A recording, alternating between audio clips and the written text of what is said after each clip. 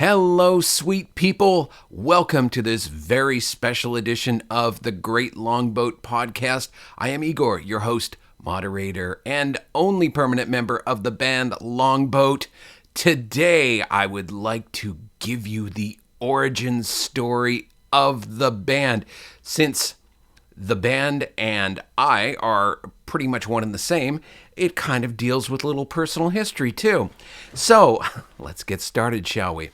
I was born at a very young age in a suburb of Seattle, Washington. I spent most of my time being a kid, running around, riding a bike, trying not to get beat up by the neighborhood bullies, and trying to survive grade school, which I did very well, thank you. But during this time, a funny thing was happening. There was a constant soundtrack playing in my head. Of course, when you're a kid, you think that is happening to everyone else. Apparently, it wasn't. I had it to myself. And what was it like? It was like you would hear a snippet of a song on the radio, and it would immediately go into a loop. I remember hearing Sir Duke on the radio and having that be sort of bouncing around in my head for, I don't know, weeks or months or so. And the thing is I had no way of actually sounding out what the horn riff, the bum ba da dum ba da dum ba da ba da ba da bum, that I had no idea how that translated into, onto the piano or anywhere else. It really wasn't important. It just kept playing in my head and kept piling on one thing or another. I would just hear commercials, whatever. And that was sort of, it became this great noise playing in my head. I took piano lessons like many kids do. I was not good at practicing. My piano teacher would always tell me without fail that I was her worst student. And if I just practiced, I could be better, but I would never be good. And so, yeah, that was a little discouraged there. Got into high school and decided to be in the marching band. So the easiest way to do that was just to play drums, because you didn't really need to practice. You just had to play loud. And it was a lot of fun, and joined the jazz band. But during this time, I had a very good friend who was writing music, and he was writing music to actually quite a bit of acclaim. So I thought that would be kind of fun too. I didn't want, I wasn't sure whether I wanted that same sort of acclaim that he was getting, because it was sort of like, oh, wow, look, this guy who's coming from nowhere is doing all this intellectual classical music composition stuff. And so I didn't know what I wanted to do, but I knew that I wanted to write music. I eventually got myself organized enough to sit down and write a few pieces, which got me into the School of Music at the University of Washington, believe it or not. And I was a theory and composition major for many years. And though I did end up I graduated with a degree in Russian, which is a wonderful and difficult language, full of nuance and emotion. But while I was a music major, I had like pretty much the time of my life, because every day you're learning new stuff. You're learning about what Mozart was doing, what Beethoven was doing, what Brahms was doing, what Wagner was doing and not doing and maybe might have been doing. And, and this is even before you get into the 20th century. Whereas, the theoretical analysis of 20th century pieces is thorny at best and impossible at worst. But in the doing theoretical analysis, like what key are you in, and where is this going, and what do these accidentals mean.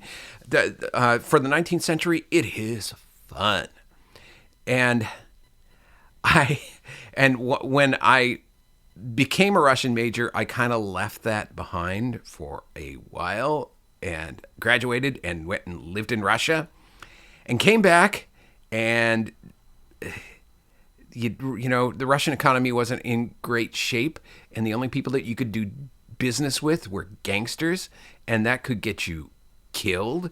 So I decided to, you know, pursue other interests rather than going to Russia and being somebody's translator who was really, really trying to steal money from foreign investors. And yeah, I had no interest in that. And of course, as a translator, when you hear somebody saying, "Oh, and then we'll just take all these people's money and run," you know, it's not like you can't tell the people you're translating for that these guys are going to steal from them. And so, yeah, deals go bad. You find yourself out of a job, etc. And you know, of course, since that time, my Russian's gotten a lot worse. And but you know, that's the way of things. I can still communicate with my relatives. They're Ukrainian, so Russian isn't their first language either. So even though Russians will tell you that Russian and Ukrainian are the same language, they're actually not. But because I can't speak Ukrainian, and Ukrainian is kind of a language that's halfway between Russian and Polish. And as I say, has none of the expressiveness of Russian and none of the beauty of Polish. Ha, take that. Anyhow, I once I got back from Russia, once I got my footing back in Seattle, I started playing saxophone, started playing tenor sax. And I made a living for a few years as a tenor sax player, and it was mostly small band gigs in places that really didn't want us, and big band gigs in places that wanted us a little bit too much. And yeah, big band was I played in a number of them. One of them was super excellent, and another one was not so great. It was a band where people would take their instruments out of their cases once a week, and the trumpet players would blow out their chops in like 15 minutes, and then you'd have this trumpet section that sounded just so awful. But I did that, and it was I found it amazingly rewarding. But then again, this is Seattle, and so your upward trajectory does have a ceiling to it, because no matter how good you get here, if you rule this place, you still haven't like passed the test in New York. So, and I was never able to do that, because by the time I was good, the jazz scene here, it was very, very should we say, it was verdant, it was abundant. And plus we had a guitarist who would not take no for an answer. So he would get us gigs like everywhere. And like I said, a lot of the places didn't want us. But yeah, and you know, you develop your jazz theory, you develop your, you know, all this time I was not listening to pop music. I was not listening to rock music. I was listening to a lot of jazz, because by that time, that was the sound in my head. You know, I'd had this noise going all the time. The classical music, writing music, composition, that was actually kind of easy to leave behind, because it was just not going to. That sort of academic music only exists in academia. It has pretty much no audience.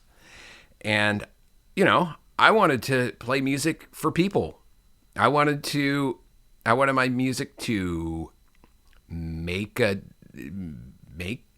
have an effect on people. So that was one of the reasons why I left classical music behind. But at the same time, soundtrack always in my head. And then at this time, it was just all jazz all the time. Until one very strange day when I read about the sexual harassment charges against the TV pundit Bill O'Reilly, and then read the complaint, and suddenly something slapped me out of the blue and said, "Hey, you should turn this into a classical piece of classical music. You remember how to write classical music, don't you?" And yes, I did. And that's, to make a long story, to compress 9.5 months down into just a few seconds. That's what happened. And then I went about getting it performed, which was probably the worst time of my life, just because, all of these Seattle factors that I complain about were in play. The people not returning calls, people not being helpful, people being just completely disinterested and also hostile to new ideas. That all those things were kind of on display, and it ended up costing a lot of money. It got performed. It snowed both days that it was performed, and after it was done, the snow promptly melted. It lost a lot of money, but I have a recording of it, so it's not gone without a trace. And I'm actually I'm looking right at the score. It's 400 and some on pages, and yeah, it happened. But what do you do after that? And because it's sort of, jazz wasn't working, and jazz kind of just trailed off. There were people, and at the time, who just kind of kept going.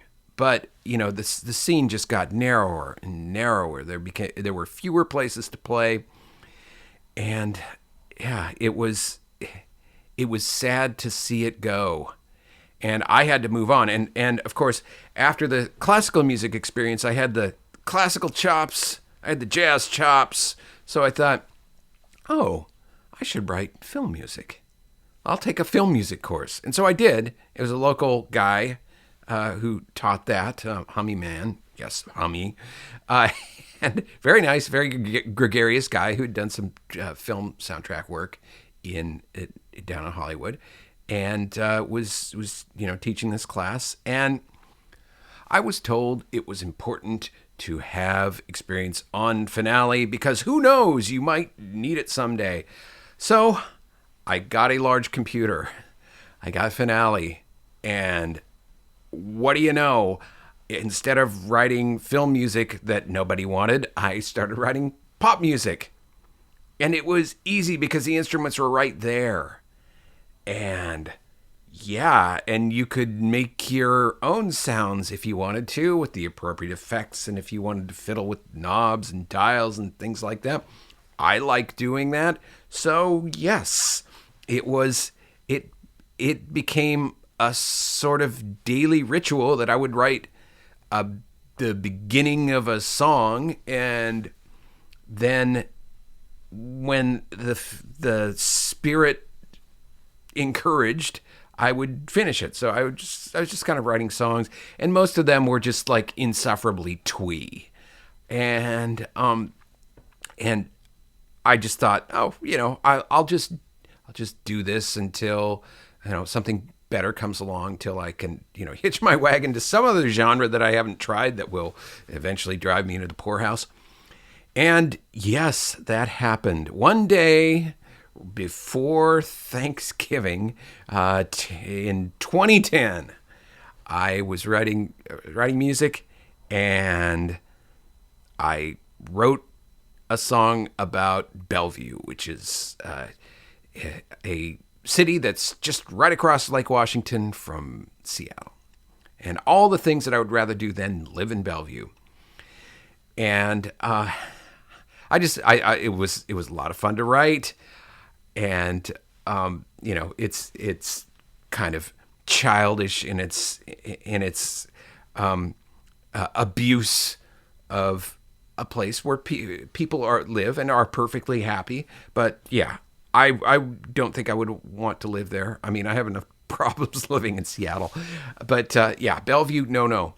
And so that was, I wrote that, and within a day or so, I thought, there have to be other songs. There have to be other songs about places all around here. And so I got to work. There were a lot of song starts that I had made that became songs, became tracks on my first album, which was called Greater Seattle. And it was, recording that was just a new kind of, I don't know. It was this sort of like intellectual, physical high that just did not, that has been with me ever since. And of course, recording is the great part, making the music and finalizing it and then getting it manufactured. And then when it comes out into the world, that's when the disappointment begins. But I have to tell you that there is nothing like recording. There's nothing like making music. And, there are people, I've worked with all kinds of people who are, fixtures in the Seattle music scene. And, oh my, they have been so crucial in helping this along, in just in their interpretation of my music. Because a lot of times you go into a studio, I have definite ideas of how things are going to go, and then you give your music to a certain very capable musician, and it becomes a different tune. It's sort of like, I didn't see that. I thought that it should go like this, and instead you're approaching it from a completely different direction, and that is part of the joy of making music. But since that time, since Greater Seattle, and we're coming up on 10 years of albums, I've made 22 other albums. Right now, I'm in the process of writing 3 albums to record this year, which is 2021. And I have plans for many more albums. It's my goal to make at least 50 albums. And it's also my goal to actually be known for making albums. As strange as that may sound. But now you know the origin story of Longboat. Why Longboat? I just wanted a name that wasn't too cute. I mean, you had bands that running around like Toad the Wet Sprocket, and and that clever or cryptic, like better than Ezra, less than Jake. I wanted something straightforward. Longboat. Unfortunately, at the time when I conceived of Longboat, there was a band that was made up of teachers called Boat. And I thought, oh man, we're just going to be interfering with each other all the way, on our way to stardom. And yeah, that didn't happen. I believe Boat put out 1 album, maybe 2. I don't know. I don't think that they are a band anymore. And, Longboat's put out 23. So, numbers don't really mean anything if there's not quality there. But I would like to think that there is. I also like to think that I've sort of paid my dues and I've learned my music. I've got my chops going. And so, and that's not arrogance or anything like that. It's just that I've spent a lot of time making music and I don't want to stop.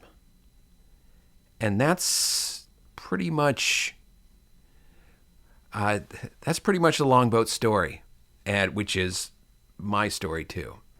You know, wonderful experience, crushing poverty, determination to make music in the future. That is Longboat. Thanks for listening.